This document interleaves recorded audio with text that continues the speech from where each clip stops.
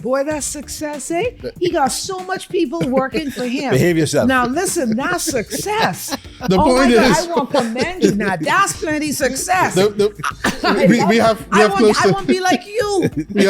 We do have close to 200 team You members. see that? Yeah. But I think what they will tell you is, I believe what they will tell you is, they will never have an encounter with Ethan where they think that they are less than me.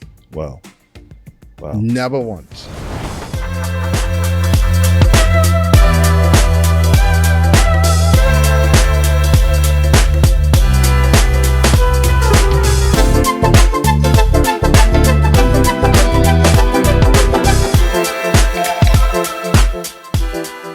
Good day, everybody. We want to welcome you to episode 2 of season 2 of the Legacy Podcast. And we're delighted to have you guys joining us as we just got started with this second season of the podcast. And Loretta and I are still celebrating our recent nomination as an Elevation Award nominee. Oh, I think it's amazing. I think it's so wonderful. Not that we have been nominated, but the fact that people are truly enjoying the podcast. And of course, this podcast is brought to you because of the Butler Legacy Foundation and, of course, Franklyn, because of our great sponsors here at Bahar Mar Echo Gallery. And so this is our second season, and this is our second episode of the season. We're absolutely delighted to be able to continue to do what people are enjoying and demonstrating through life stories how persons in the Bahamas and around the world can build their own legacies and their own wealth. So welcome for joining us. We are looking forward to having an awesome conversation today. Absolutely. And in this kind of second season, our focus, as you know, in the first season, Laurie, was really about telling the story of our grandfather, Sir Milo, and of course, his lovely wife, Lady Caroline, our grandmother.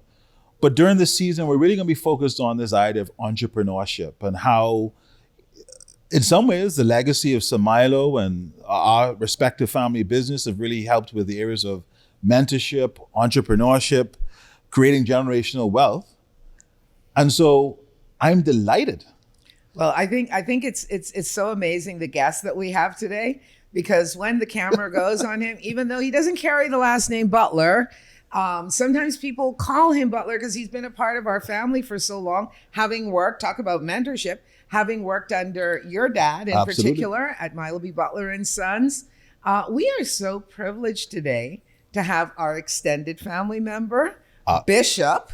The Right Reverend Uncle, cousin, Butler. Ethan Moss, who for our guests has been one of my mentors and probably one of the persons who's really had a significant impact on my life. Somebody I go to for direction at various crossroads in my life. And I see as an accountability partner. So Ethan, I want to welcome you to this podcast and to invite you right into this conversation, man. It's good to be among family. Well, wait a sec. I got to get in here because he's mentored you and everything. I got to tell you now, hold on, because this thing goes far. Obviously, he's been mentored by your dad. But now, we have a connection too, because his dad was the pastor of the Church of God of Prophecy, which is just across the road from, in the pond where all of our businesses began. So, Bishop Ethan, I want to welcome you too.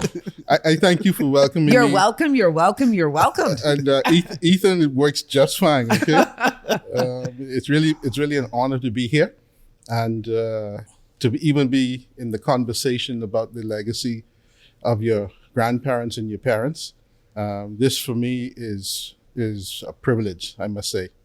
Well, we think it's a privilege to have you too.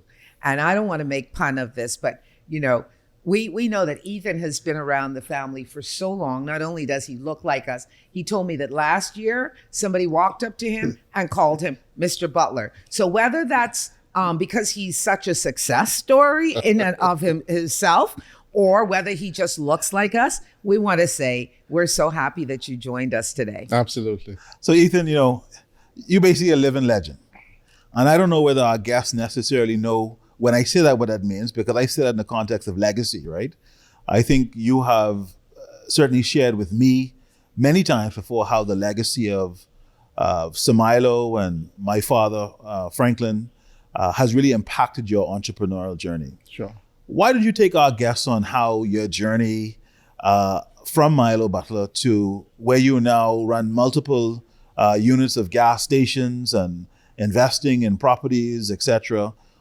Talk about how that transition from being in our family enterprise really set the foundation for where you and your partners are today. Well, let me start this way. My first introduction to the Butler name came through my grandmother. I was born in her house on Hospital Lane and Dunmore. Okay. So we were a part of that Bain Grandstown. The heart of Bain Town. And she had two instructions for her grandchildren who she sent to the store. Go to Mr. Butler's shop and whatever else she was sending you for. Okay. And be back by this time. Yeah. So that was my first introduction. And so going into the mart, as it's called nowadays, was for me about meeting some of your aunts, uncles, etc. Then we moved. My father was a minister and a pastor, and we had the occasion to be in the pond, as Loretta said at the beginning. And I very clearly, the church was a wooden structure, very small, and it actually looked right onto the opening of the funeral home that was there. That is true. So, and a stone's throw away from the pawn store. Absolutely. So my only recollection of your aunt, Emmy, I think was her name, was That's at right. the pawn store. Aunt Emmy. And of course, seeing the Raleigh family, because they were up and down in the funeral home. And so I must tell you, I was very afraid of funeral homes. But that was my introduction. Yeah. And then another one of the uncle's children, Milo Butler Jr., because we then moved from where we lived first and then into the Pinedale constituency. And my dad made it clear that in his house, the votes went to a certain place. I got you. And it was Mr. Butler's The place. Pinedale Express. Wait a sec. Before we take this any further and we talk about this, you want to talk about legacy? They moved from Bain Town. Yep. All right? They moved from Bain Town. Then they started going to church in the pond. Yep. And their next residence was in Pinedale. Exactly. So you know what? Milo Butler Sr. and then Milo Butler Jr. Yep. Two constituencies. Absolutely. This was predestined. Listen, and you never know, but that's the reality of it. I mean, I think this is how interconnected. And I didn't even know that history. But I can tell you, I mean, from there, Ethan, I guess the story just goes up and up. It does, because Or deeper and deeper. I'm a graduate of College of the Bahamas. Yeah. And wanted to go to university. My dad and mom raising 6 children. Son, you got to go work. Right. So my first degree, and I went to the college placement office at the time. And where can I find work in the area of accounting? Because that was, my degree was in accounting. Milo Butler and Sons. Interesting. I talk about an intertwined story, the interwoven stories of our lives. Yep. I love it. And sure enough, I strapped on my necktie and a nice long sleeve shirt and went and met Juanito Butler. Wow. And that was my introduction to the business side of the Butler family. Because prior to that, it was the revering the Butler family. So Milo and Lady Caroline, the various businesses, the way we touched them or through the politics, etc. But now I got an introduction to Juanito Butler. And I got to tell you this. That interview with Miss Butler lasted at least 3.5 hours. 3.5. So I felt like I was a Butler from day one. 3.5 hours.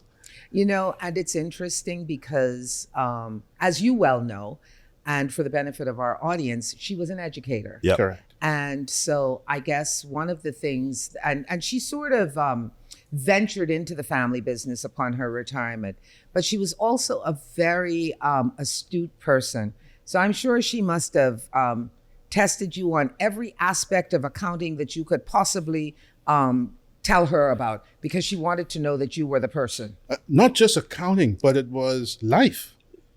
She wanted to know family. She wanted to know, where was I going to church? I mean, it was just a gamut It was holistic. of things. It was really an interview out of this world. Wow. I've never had to have an interview like that since. But I think that introduction helped me to understand that these were people who had a responsibility to build a nation. And through her, that is where my first introduction to the Butler from the inner workings of the Butlers. That's where it came through Juanita. Well, I want to take this opportunity not only to congratulate you on where you are today, but to thank you, because Absolutely. it was yourself and individuals like yourself that truly contributed to the longevity of the brand Milo B. Butler and Sons. I mean, obviously, when you talk about family businesses, it sounds real lovely, we have a family business. Yeah. But, when you have to deal with the intricacies and the differences and personalities and stuff, that could become quite a story. But anyway, I mean, I don't want to go down that road, but and here you were in the mix of all of these family dynamics and family personalities, but yet your steadfastness, your commitment, your belief and revere, as you said, for the Butlers, you helped to make that such a success. And so I want to acknowledge that and thank you. You're very kind. You're very kind. I mean, I think that as we get into this conversation, I'll share the things that impressed me, right? Because it's those things that impressed me that I think guide me to this very day. And so we talked about the introduction. Then came the mentorship. Wow.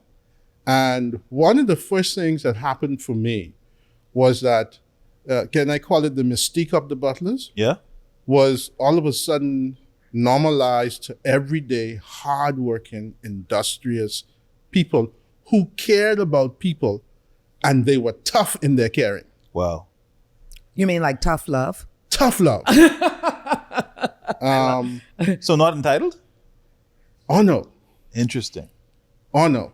I was introduced to the company, and from day one, it was made clear that anybody who worked in the company had to work. Wow. Whether you were a butler or not. Yeah. So as a young man, right out of the College of the Bahamas, full of aspirations and wanting to achieve, and encountering this iconic family, the stocking a pallet to make a delivery, or to stock a freezer, or to check inventory, or to make sure there was accuracy in reporting, I learned these right out the gate. And as a qualified accountant, you could have easily have said, I didn't come here to do that. You could have said, I didn't sign up for this manual stuff. I come for office job. Exactly. No, I came for a job. I didn't come to work. Yeah, exactly. I mean, because when you look at it and you talk about the success, obviously, a lot of people, when they go to jobs, they ask, what's my job description? Sure. What is my job description? And I believe that under the family setting, and knowing my family the way I do, and knowing that Mr. Frank was sometimes under the truck fixing the truck, or sometimes downstairs filling the pallet, he probably didn't give you no job description. He probably told you, well, you know what? Yeah, you in charge of the money, but yet you got to come make sure that everything that worked to get this money here, I guess you had to just follow by example. One of the lessons was this: Ethan, you're here in the accounting department. And I want you to remember this. An accountant in this business is like a doctor. Yeah. If the baby's sick, you have to prescribe medicine to cause the baby to be well. The accountant is not like an auditor or the coroner. Yeah. If the baby's dead, you determine that the baby died from such and such. His point was, yes, accounting, but if we don't get the goods and the services out to the customers and they were in pristine condition, and if we didn't collect the receivables, and if we didn't make the payables on time, then we would not have a business to run. Wow. The good thing for me is I think I came from a family that was industrious as well. My dad was a man that worked hard. So hard work didn't frighten me. Good. So I spent a number of days working out of the accounting department, but helping to load a truck before I did accounting work. See why I have to thank you for you making Absolutely. Milo Butler and Sons a Absolutely. success. And now that you talk about your father, because when we talk about legacies, it's not just about the Butler legacy. Your family, the Moss family, I had asked you whether it was Acklands, but it's Crooked Island. You have to look at also the lineage Yes. of people. Yeah. And, I might have made a joke about, Crooked Island people liking to have 2-story house and that type of thing, but it's true. But they worked hard. Yeah. And they made sure that everything that they worked for, they were able to invest. And, your dad did it. And so you naturally, in addition to the exposure you would have gotten from the Butlers, you have it in your bloodline. Oh, yeah. In your legacy as well. Absolutely. The True Blue, Crooked Island, Mosses, and Benabys, and that group of people that come from. And also on the Hyla side, because my mom was a Hyla. And they were customers of yours. Some of my grand-aunts were customers of the Butlers in those days as well. They're on Meadow Street, right? Yeah. So this ethic to work was ingrained in me and all of my siblings, as a matter of fact. So that wasn't the lesson for me. The lesson for me was, it doesn't matter where your status in life is. If you've got to put your elbow to it, you've got to put your elbow to it. If you can't leave at 5 o'clock, if the work that should have been done at 2 o'clock is undone. Yeah. And because your customer just doesn't understand that. And those were the kinds of lessons that I learned through mentorship from your dad, from Franklyn, or as we call him, Mr. Frank. Yeah. And a number of the people who worked and caught on to what he was trying to do. Now, he was a tough man. Yep. But there were a number of people, Fred Bow, for instance, who was, he taught me how to do my first bank reconciliation in the real world. I thank him to this day for it. And I think we understood that there was work to do. You had to get it done. But the learning for us and the growth for us was incredible. Yeah. This is so powerful for me because, even though I never worked directly in the food distribution business, I knew all of these persons. And, Bishop just mentioned Fred Bow, another one that really, another individual that we have to help attribute great success to because of the commitment and the work that he put into Milo Butler and Sons. And, Fred, as we know, went on as well and had a very successful career in financial services. But the Ethans and the Fred Bows and stuff, they had a very intimate working knowledge with Mr. Frank, with Miss Nita, and obviously with all of the uncles who worked in the business and all of the personnel, all of Miss Moss and those who worked downstairs in the front office and everything. So, I mean, this gives a different perspective to the second generation and the evolution of Milo Butler and Sons, but also the influence that it had on the lives of persons external to the family. Sure. Yeah. Sure. Well, without a doubt. Sorry, Frank. So Ethan, the other thing, you talk about how your family was obviously hardworking. What was it like walking in as an outsider? I mean, I would imagine certainly people think of the construct of our business today, but timing of this is probably in the 80s, I would imagine, when you talk about how it felt to be an outsider, because this is one of the dynamics is always, I think, very interesting for people to understand. You know, everybody is a cousin or a brother, or in this case, would have been my dad and his siblings. What was that dynamic like? I must be very honest. If there was ever a feeling of being an outsider, it was short-lived. I got you. And the reason it was short-lived was because, I was on a track to go somewhere. Right. Right. I really wanted to go somewhere. And the first encounter with Juanita Butler was, I was explaining to her, I want to go off to university, etc. And she said, well, we don't really give scholarships. Yeah. But if you work hard, we'll see what can happen. Interesting. Postponing gratifications would hit me right away. You said it well. That's exactly the message. And do you know, within a year, your family graced me with a scholarship to go to university. Wow. It's amazing. And I think it's not because I'm a smart fella, right? It is because you're a smart fella. Well, when I look at my COB grades, they were someplace around a C minus B, a C plus B minus. You're very right? modest. You're very modest. But I think it was that Mr. Frank cast a vision for what he wanted to achieve in and through the business, even articulating for his family, for his brothers and sisters, and for what the parents had already laid down. And he shared those moments with me. Yeah. And a number of us. It wasn't just me. And somehow that resonated with me. Ethan, you don't want to go showing off everything that you have. Yeah. In other words, live modestly. Yep. Ethan, hard work don't kill you. He sounds like he was getting all those lessons. Oh the no, word I was still didn't I was getting it. Ethan, you cannot report information that is not correct. Yep. This kind of stuff, right? And I think because that happened fairly quickly, Mr. Frank was not a person to mince words. If he expected you to get something done, he told you. Yep. Now, You were like, how you tell him? sometimes it made you want to go in the corner and cry. Yeah. Because you figured you were doing your very best to get it out there. But he was not shy in telling you. And Miss Butler, Juanita, she was again one of these persons that will pinch you on your ear. But when she pinched you on your ear, you didn't feel pain. What you felt was, come on, you could do this. Better than this, yeah. Man, he really grew up Butler. That's for Oh, no, sure. I He grew up Butler. You know what? All those things were done to us and told to us. In our You homes. know? It is so amazing. You lucky you only got pinched on the ear. Just me. You know? Your skin bruised up right now. I still got a purple mark on my leg. But you know, I think what it did for me, and I really can only speak for me. I think what it did for me was that it showed me that family was greater than just your nuclear family. So I didn't get this sense, and if I did have it, it didn't last very long, of feeling like an outsider.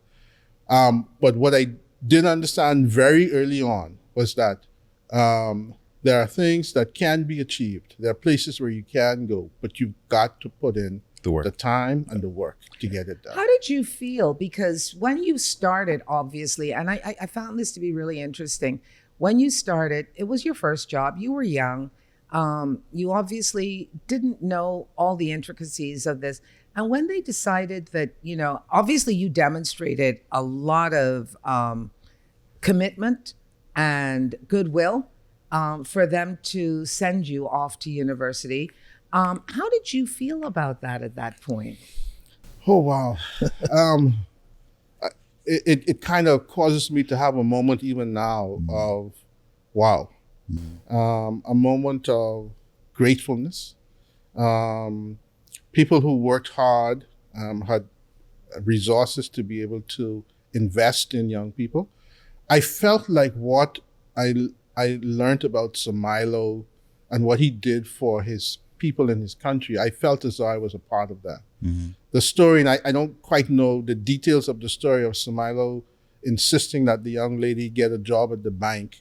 I felt that the scholarship empowered me to be able to be successful in life. I'm so happy that that happened for you. Yeah, I am absolutely, so happy. without a shadow of a doubt. And I tried to see what was important to the Butlers.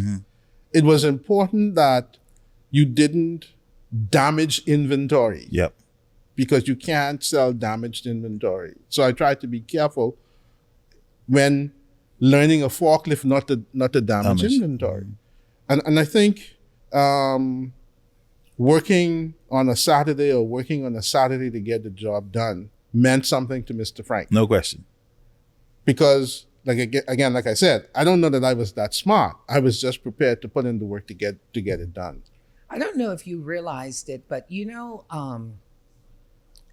after our grandfather and our grandmother's generation, Mr. Frank and Miss Nita and their siblings that you would have worked closely with, when they had, I would call board meetings, we used to call them family meetings, but essentially they were their official board meetings, which they had on Sundays. You know, it was just the 10 children and the parents. Yep. They never allowed, like, even my mother, In-laws. or no in-laws. Nobody was there. Just Sir Milo and Lady Caroline, their children. They were the secret board. society. That's Yeah, it. their little secret society. But in enters persons like Ethan Moss and, you know, others, and you probably got insights behind this curtain of secrecy. And do you know that you were probably closer to the happenings of everything than we as grandchildren and even spouses? I mean, how does that make you feel? Because you you obviously proved yourself. And what was that dynamic like? That's interesting. Well, I'll tell you one thing. Hearing you say that now, it's only now that I'm kind of appreciating what you're talking about, right? I'll never forget, there was a sort of a semi-board meeting that was being held in Mr. Frank's office. All of the brothers were there at the time. Your grandparents had already passed by that time, obviously. And I walked into the room, and obviously some things was going down. And this was between brothers, right? So I think Miss Butler was there as well, Juanita.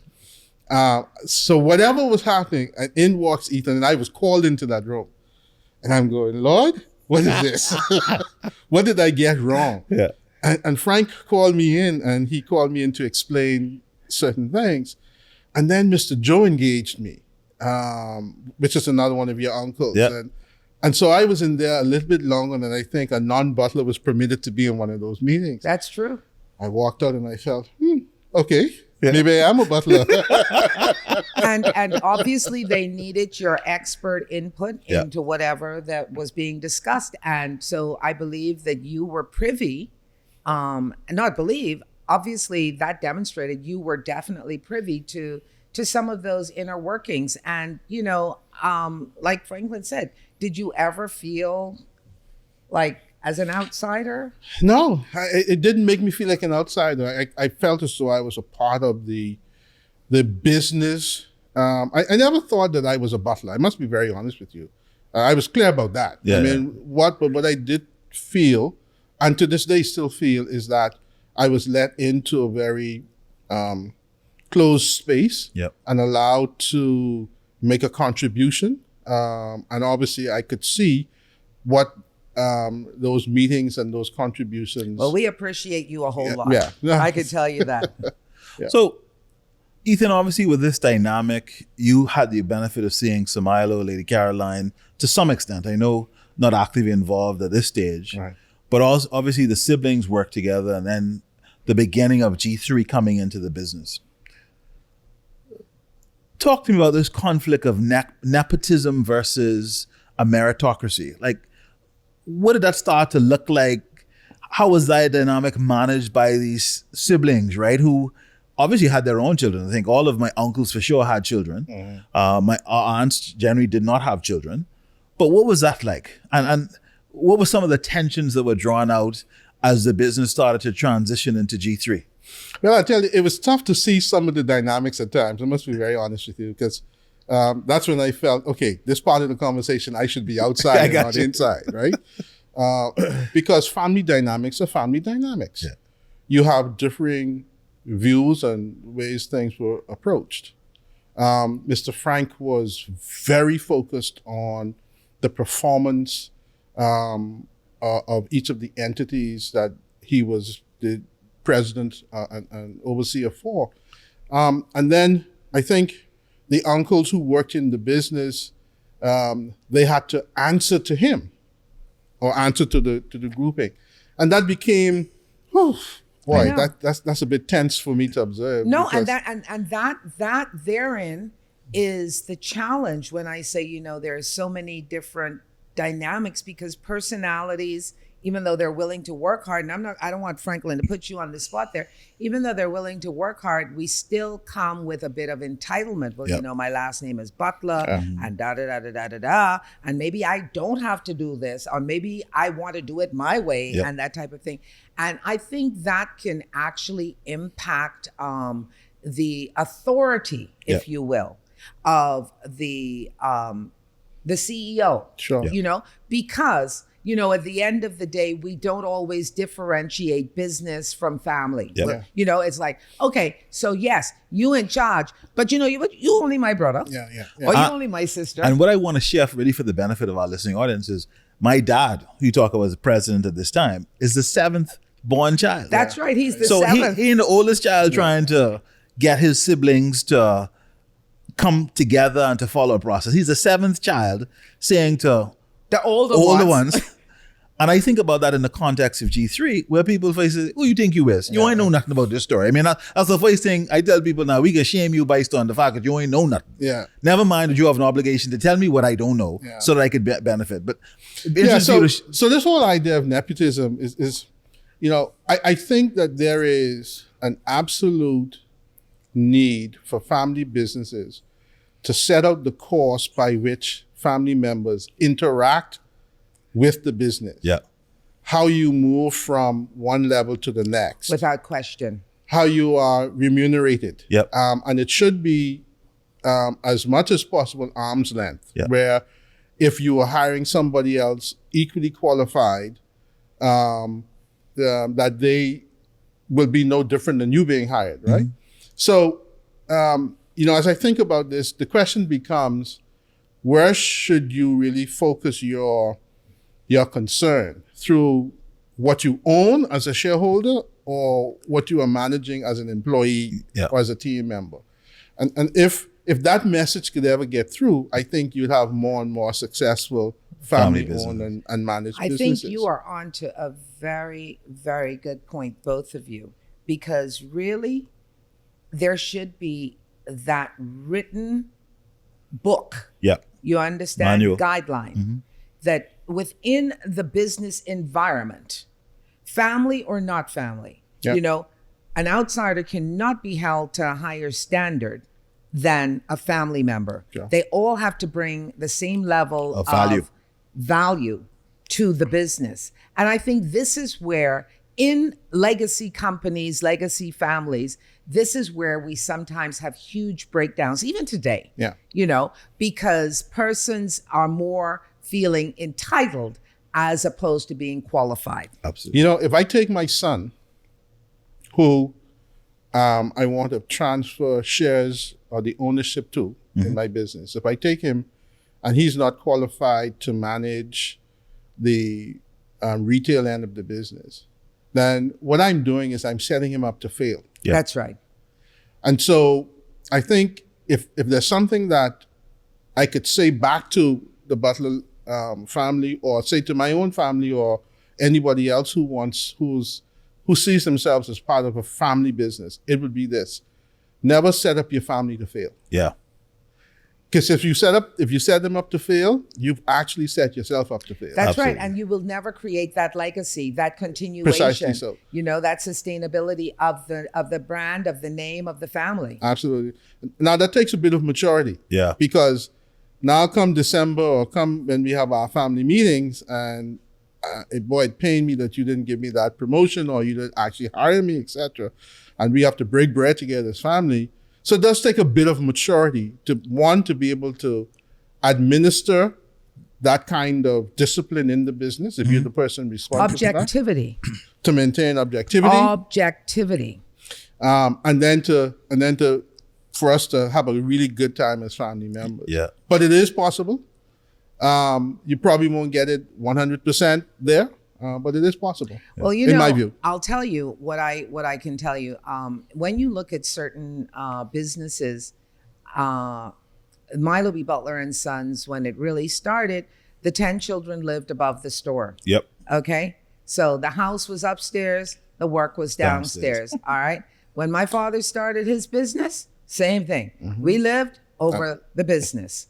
The one of the biggest dynamics, I believe, for situations like that is to definitely have separation of home from business. Yep. And I think what you're speaking to as well on a wider scale is the separation of relationships from business. Sure. And even though it can be difficult, it has to be done.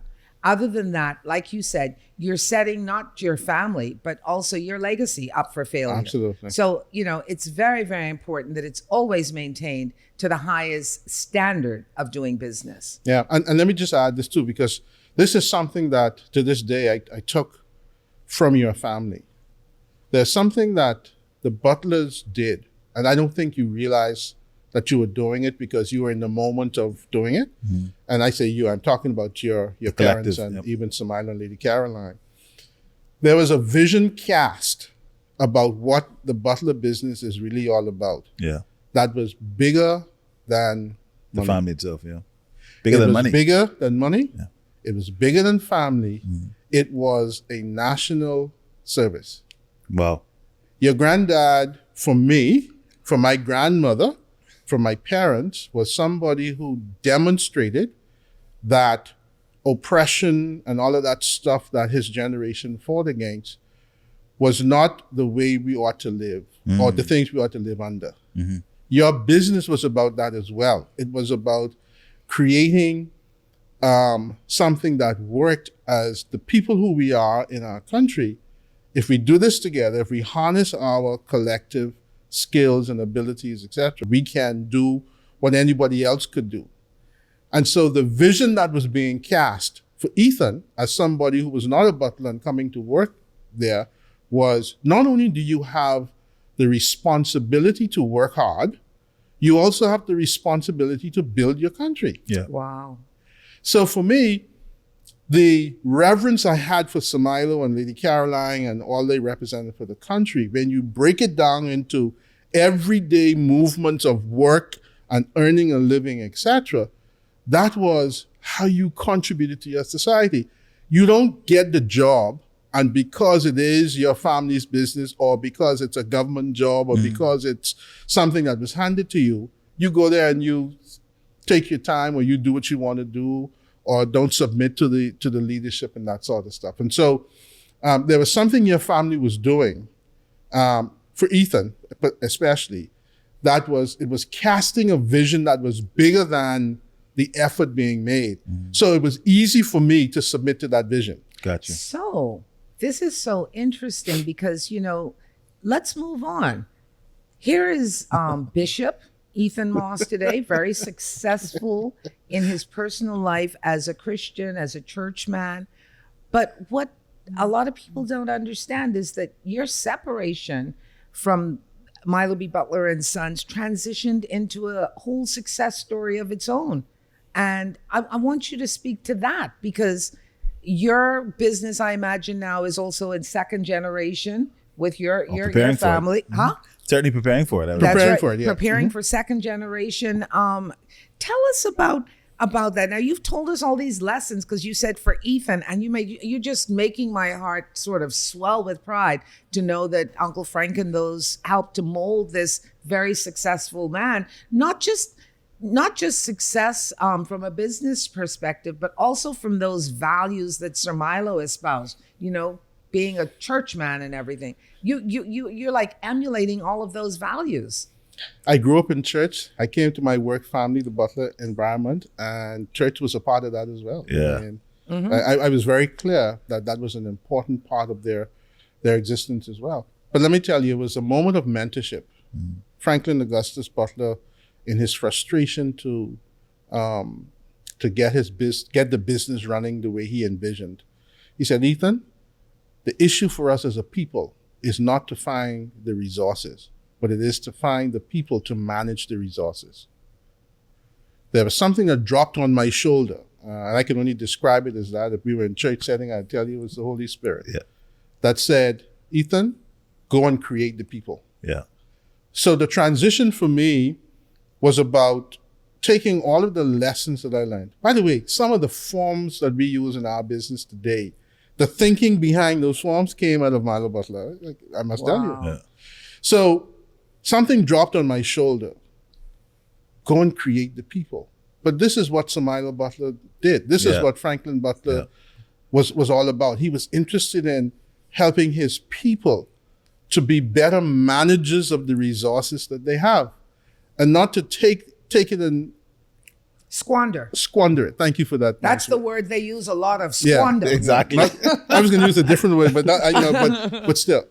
And so when we started JMEL Enterprises, our only emphasis was on the development of people. And how do you take a young man and young woman who, if you came to work to a gas station, your mindset was already, that's kind of my last resort, or this is something I could do while I'm going to school, and cause them to have an experience where, you know what, this job doesn't define me. This work that I do doesn't define me. What defines me is something that is bigger than money. And that has been our journey for the past 24 years. Built on this national vision. 24 years. Did you hear that? 24 years. 24 years. Some businesses belly up in less than 24 months. Yep.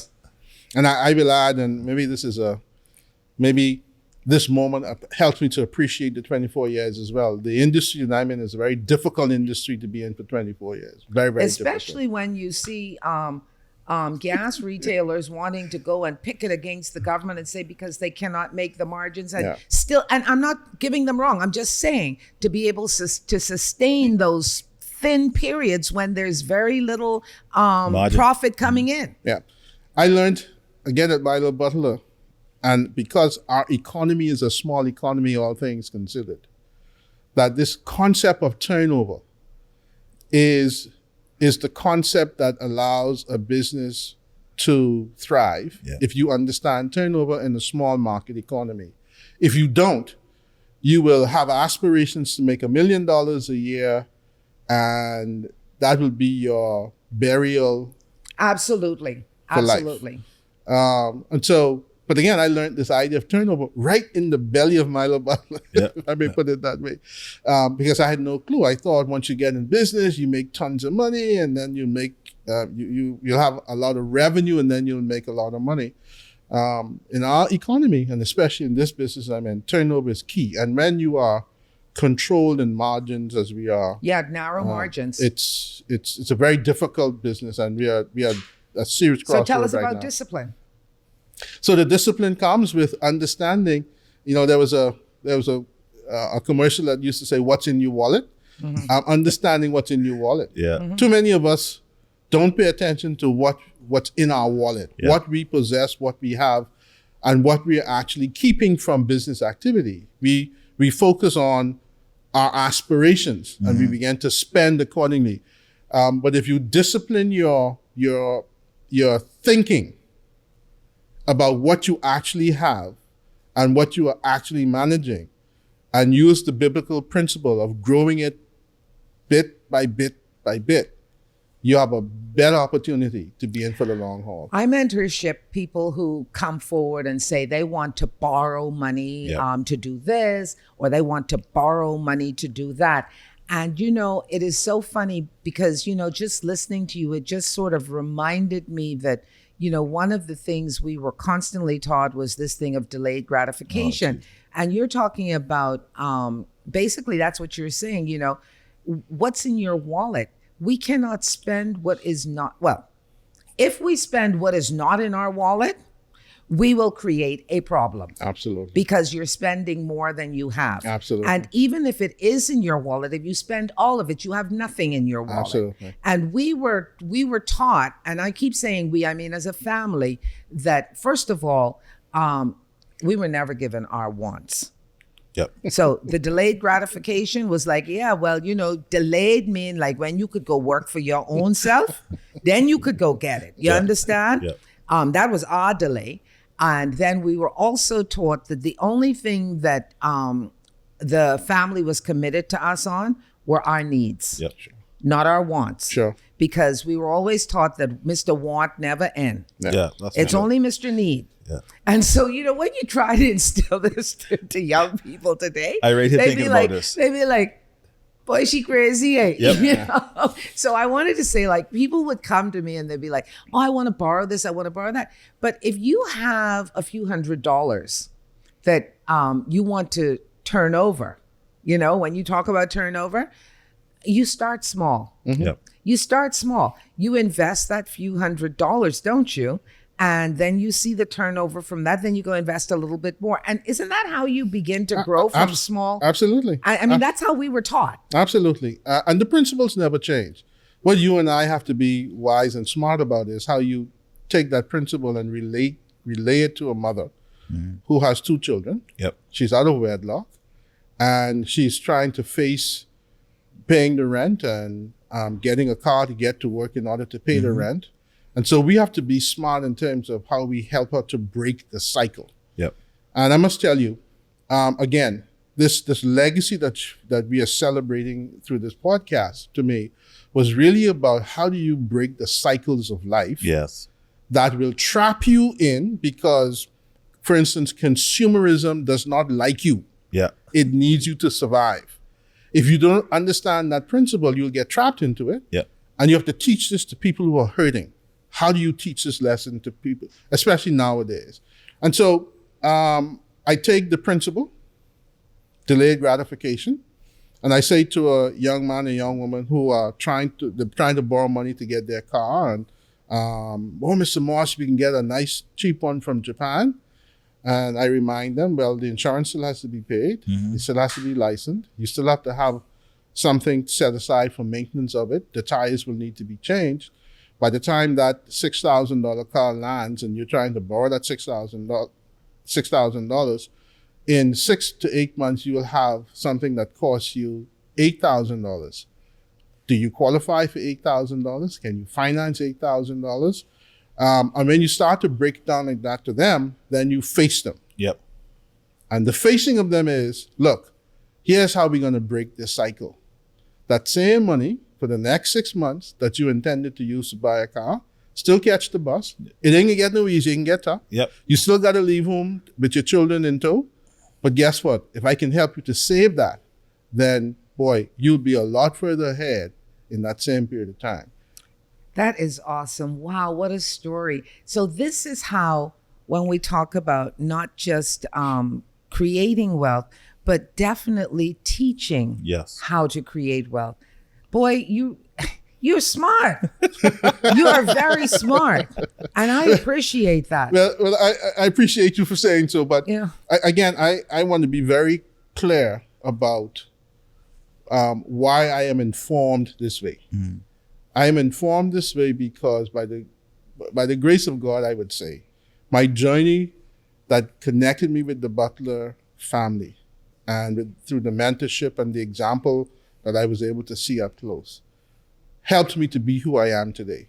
There were other mentors along the way as well. Oh, absolutely. We sure. But this Butler family, I attribute, I almost want to say the majority of the mindset that I have today, I attribute it to this family. And let me tell you something. I'm sure Franklyn has told you this many times. That same mindset that you now have has influenced him. No question. Sure. You know? And he looks to you. And we all realize what you have done. Yep. And what, because it's not just what they taught you. You grew as well. Sure. You brought your own potential to the table. And this is what it's about. It's about the synergy and being able to grow, because you had an opportunity to go to university.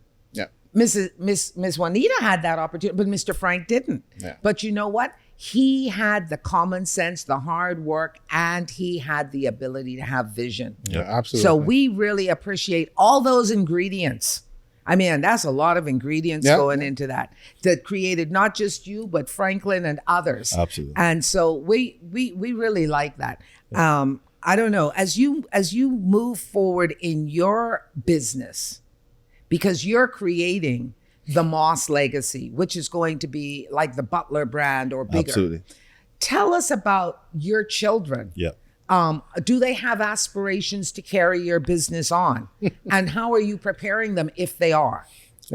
Whether they do or not, they may have to. But anyhow, Ethan and Edward, I think God himself is using them to teach me about life again in a way that causes me to appreciate the foundation of which that I'm built on. Yeah, and one of the things that I've always made available to them is, look, you can do whatever you want to do, but there's a price that you pay for anything that you want to do. And I would love for them to come and work in the business, but they don't have to. Yeah, that is what I've kind of laid out for them. Teresa and I, my wife. What is most important for me in terms of legacy or in terms of transferring wealth or whatever, these definitions that we're using to help. For success. Yeah. What is important to me is to transfer to them the thinking behind it. Not what the thinking brings. Yeah, yeah. What I take from the Butler, what I take from my father and all those who deposited into my life, Miles Monroe and Richard Pindon. That's right. All of these men, Dave Bars. What I take from that is the thinking behind what makes me who I am, because the opportunities when they present themselves, if my thinking is off, those opportunities will become things to challenges. take me to the bottom of the sea. That's right. Because none of us are immune to life and this hostile environment that we live in, where it seems one day we are right on top of it and the next day all hell has broken loose. Nobody who's acquired wealth has not had those kind of times in their lives, right? And we get hooked on reading the stories and all that sort of stuff, but then we have to go and live it. How do we live it? How do we face it? We live it and we face it based on how we think about what it is we're dealing with. And so what I want to make sure that I transfer to my sons, and this is why I try to spend as much time with them as possible. One, so I live in the front of them, but two, so that as they are talking about, well, Daddy, this is how we do things today. Yeah. Oh, I love when they start the conversation that way. I take the opportunity to reduce today's experience down to a principle. Yeah. Because I want them to think about what they're saying. You want to manage things, or you want to go here and you want to do that. And when you get there, what are you going to do? How are you going to deal with somebody approaching you and saying, look, man, I got a deal for you. Yep. Or I have an opportunity for you, but you have to give up your standards and morals in order to take care of it. And so if there's one thing I once said about Ethan Sr. is that he took care of his family, but the legacy he left for his children is the way they think about life, themselves, about God, about their nation, and not just transfer wealth, but transfer the responsibility that comes with managing wealth. So I teach my sons all the time. You could get all the things in the world that you want, and you could hire managers to manage it for you. Yep. But if you don't know what they are doing, then they will manage for themselves what you thought you had. Yeah. I'd like for you, just so we can give a little bit more perspective, because we've spoken a lot about where you've come from and all the lessons you've learned. And I know you're a very modest person and a very Christ-centered person, but I want you to tell us about your personal success story, where you are, the type of business you're in, and, you know, just so we can understand how successful you have been, and how, if your sons, your wife obviously has an integral part to do with this as well, because family is very important. Sure. And I don't want to overlook the role that she plays in your life and your success. But can you tell us about where you and her are at with your success, please? Sure. And Teresa's a remarkable woman, by the way. I'm surprised that she still lets me in the house, because the journey to get to where we are, some say sacrifice, I call it what you invest in the beginning. When you're laying the foundation, it really puts a toll on your humanness, yeah? So I so love her, because she's an incredible woman. We started off, while at Milo Butler, looking for ways to diversify our income. And in so doing, came across the fuel industry. And with some help in understanding how it works, etc. My partners and I, who we go back to College of the Bahamas again. Interesting. So these are people you've trusted, you've known for a long time. For a very long time. And they have similar values. Absolutely. Absolutely. I'm talking about the son of 2 teachers, the son of a straw vendor, and coming together through the Circle K Club at the College of the Bahamas at the time. One of my partners and I, actually, we started off from primary school together. So absolutely. So these are long-standing friendships. And we were just looking for ways to diversify our income. To grow your wealth. To grow our wealth. I Stumbled love it. across the fuel industry. And I made the decision in the first instance, I tried to do both Milo Butler and the fuel industry. I must be very honest with you. I think that lasted 6 months maybe. And full-time into the fuel industry. You started off in one location. Today, either through direct retailing or franchise agreements or management agreements, we operate 9 in total. That is amazing. Wow. That is absolutely amazing. And this is the success that I want you to share with our audience. Sure. Because look at you, a man coming from very humble beginnings. Parents were not able to send you to college. I mean, university. You went to college in the Bahamas, obviously. But you got out there, you started working, and look at where you and your partners, your wife, your family, where you all are today. Yeah. No, there's no doubt there's a grace that comes on your life when you are taking the steps to do things outside of to do the things that will break the cycles of life that will keep you trapped if you allow them to do it. For me, we're sitting in the presence of greatness, Franklyn. This is what I try to tell you, Loretta. Sitting in the presence of greatness. I tell that the man preach. We can collect off. I can do that too if you allow me. But what drives me, I must be very honest, and I think I really just have this huge passion to help my people to know that what's inside of them is greater than what they experience when they go to try and keep the electricity on. Yeah.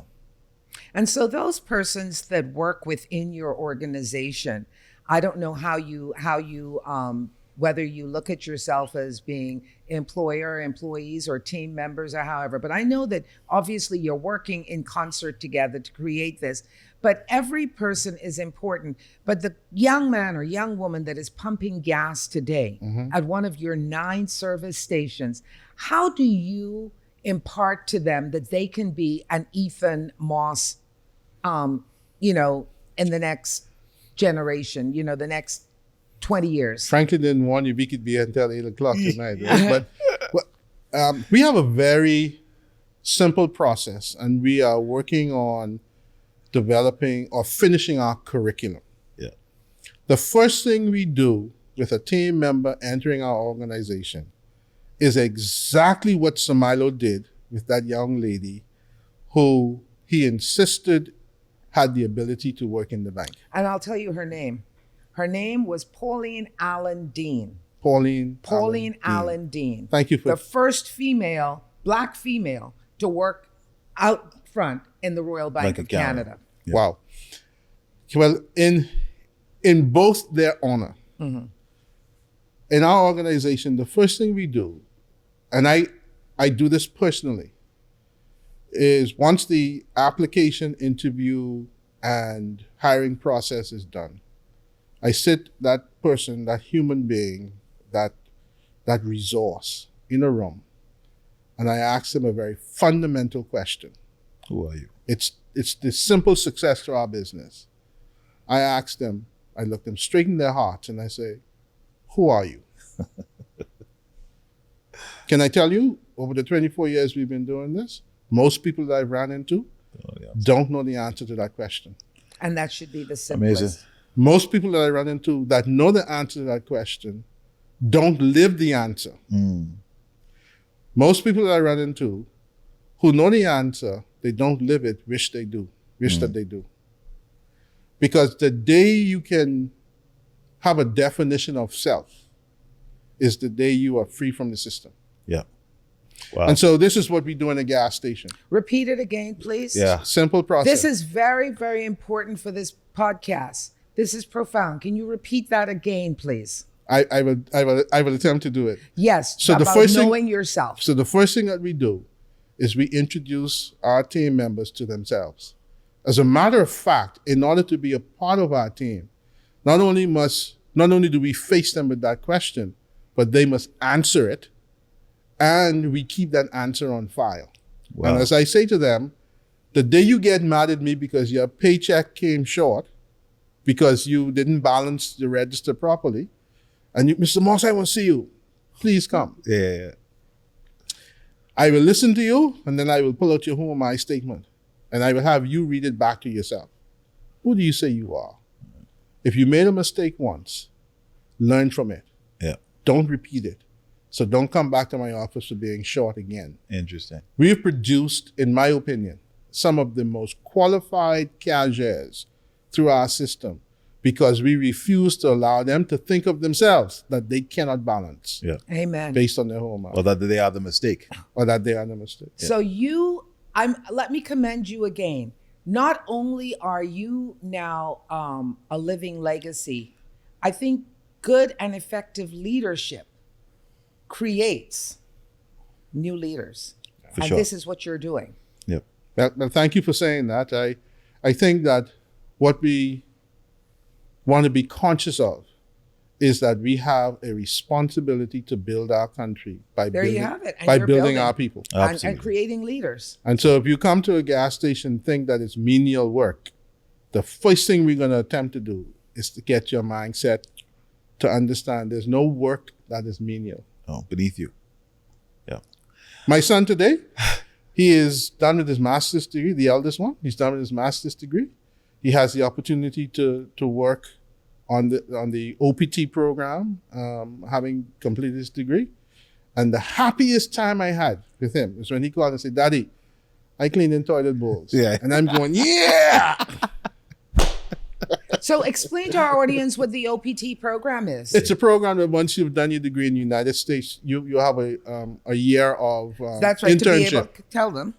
Of internship. And so And in that, with his master's degree, he's cleaning toilet with his bowls. master's degree, he's working at a hotel property. Absolutely. His degree and they is start you at the bottom. his degree is in entrepreneurship and hospitality. Yep. He loves doing it. And But there's work you don't just go to management. no. He wanted to start making $80,000 a year. Yeah. I was happy for his thinking. I love it. And then when he called and, Daddy, they have me cleaning the bathroom, I'm going, son, You say yes. you're building a country. Yeah. So Ethan, as we think about, your own success, your story at Milo Butler, what are kind of the top 2 or 3 lessons or reflections that kind of stick with you on your journey every day? And what can we leave those really with our audience who are trying to figure out, right? They always think that this multi-generational business is a bit of a secret society, right? People want to know what the secret sauce is. How do you make it work? And you are clearly on the track of creating your own multi-generational business. And this is the beauty. This is what makes me feel proud, even as we go through our own transition, our families, when we see others who have taken the lessons and recreating it, right?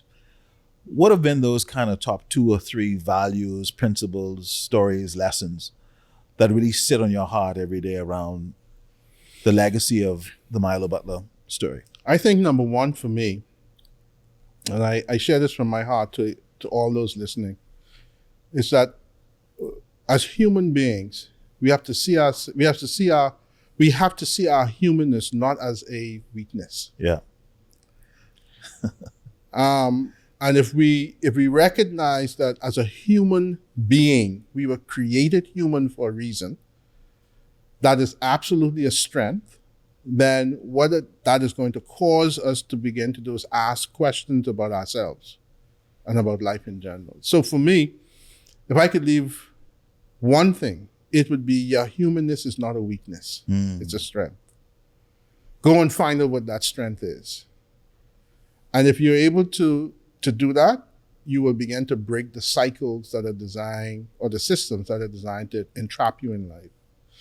Secondly, I think that the word we use nowadays is community. Yeah. This concept of community came really from a basic concept of family. Yeah. And there's no replacement for family the way God intended. But now that we have to use community because there's so much brokenness, take advantage of what the community is telling you. In other words, you are the solution to the problems that you think are unsurmountable. Yeah. So if you recognize the strength of your humanness, you understand that the solution to anything that we see going on in our society is you. Yep. Then the third thing is you have a national responsibility to do something about what you now know about yourself. Yeah. It doesn't matter if you have parents, you've inherited wealth, you have access to things that somebody who lives in Baintown or Molly Street doesn't have. Mm-hmm. You still have the same responsibility to manage what you have so that you could be trusted with more. So how do you tell people, You know, some people would look at Franklyn. I got to say Franklyn because he's way younger than me. Oh, well, you see him there. He born with a silver spoon in his mouth. So he can afford to do that. Yeah. How do we talk about either a leg up, a hand up, or a silver spoon? I mean, I think most human beings are willing to help someone along the way.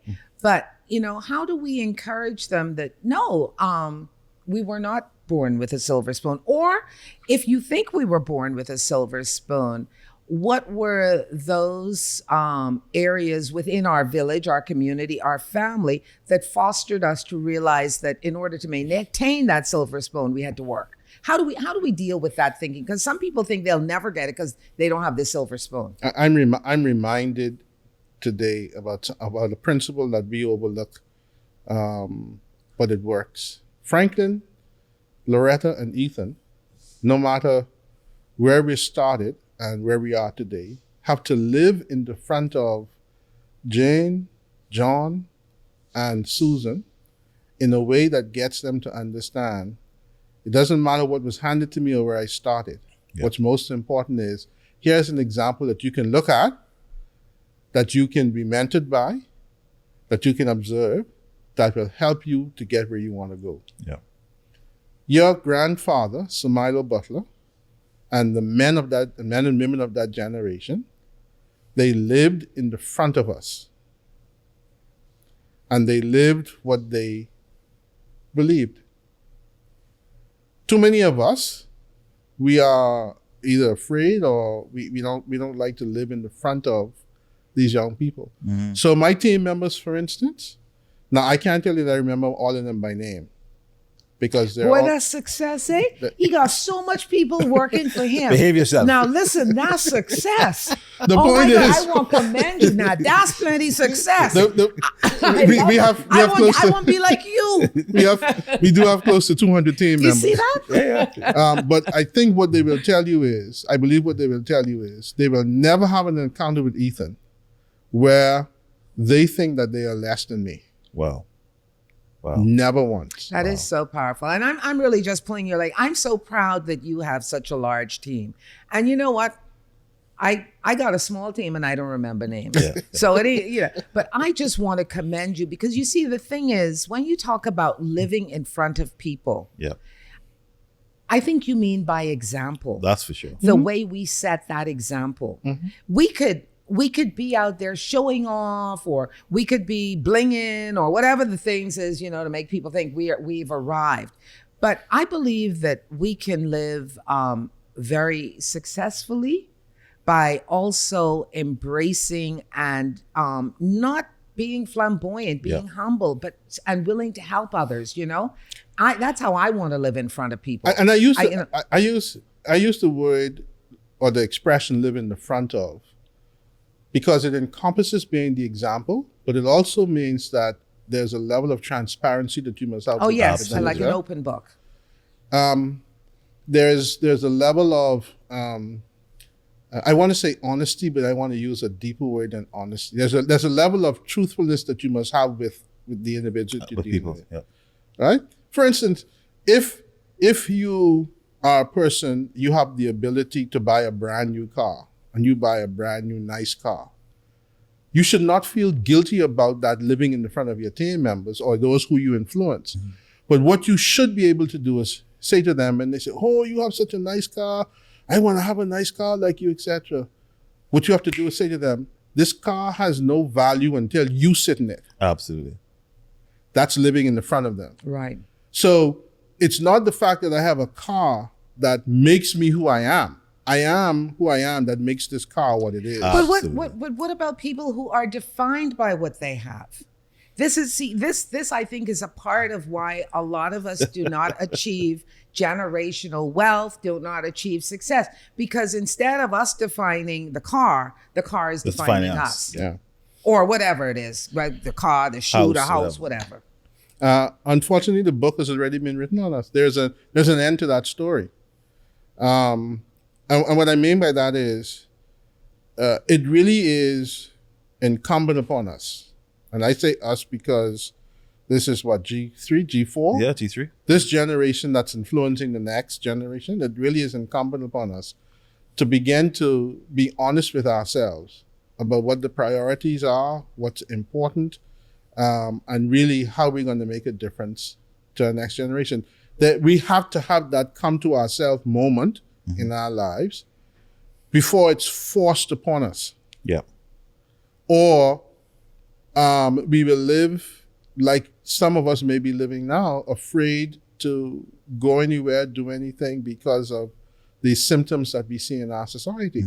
And I only argue that if it is that you don't like crime, I don't think anybody likes crime, right? Or you think it's unjust the way the prices are going up in the store. I only argue that you be honest with yourself.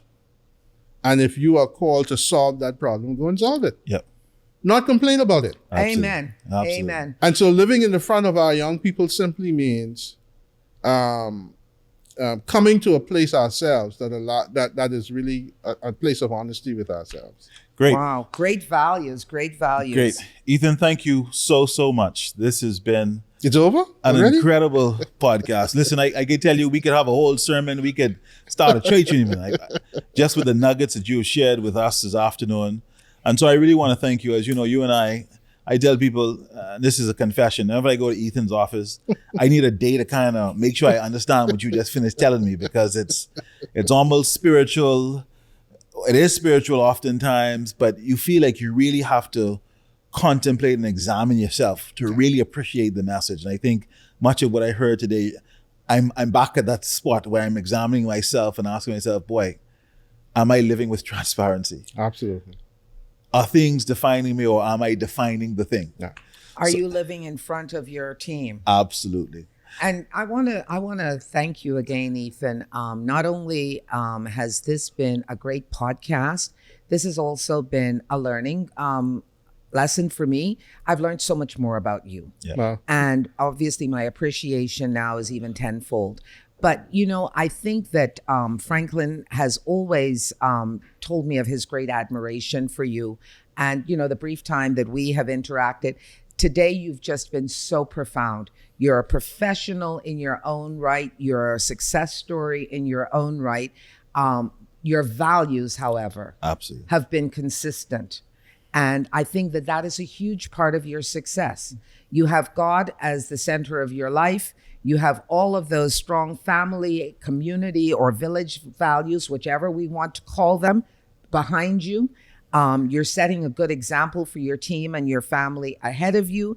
And I just want to say this has been amazing. I hope if there's anything that our audience can take away today is definitely to show that any Bahamian, given the opportunity to good education, good values, strong families, can be the success that Ethan Moss is today, who's now getting ready to create his second generation legacy and has built his wealth. Absolutely. Not just for family, but also brought friends along. Absolutely. So he's created an even bigger circle of influence. I want to commend you, sir. Bless you. Thank you for having me. It's been a wonderful And before journey. we wrap up this podcast, I really want to just take a few minutes to thank our sponsors. Obviously, the Echo here at Bahama, such a lovely setting, Lori. Oh, I love when we have to come here. And of course, we cannot forget the Butler Legacy Foundation, which makes this all possible. But of course, we love coming to Echo at Bahama. It is a beautiful setting. Sure and is. I think it brings out the best in our guests. Absolutely. And you know, I don't know what you're trying to do, my young cousin boy, but you looking more greater and greater every day. It's Echo, of course. Thank you very much. So I just want to again remind our listeners that please continue to follow us on YouTube, on all of our social media links. We hope that you enjoy this conversation that we continue to have to provide insights into what building a legacy is about. How do we maintain legacies? How do we drive entrepreneurship?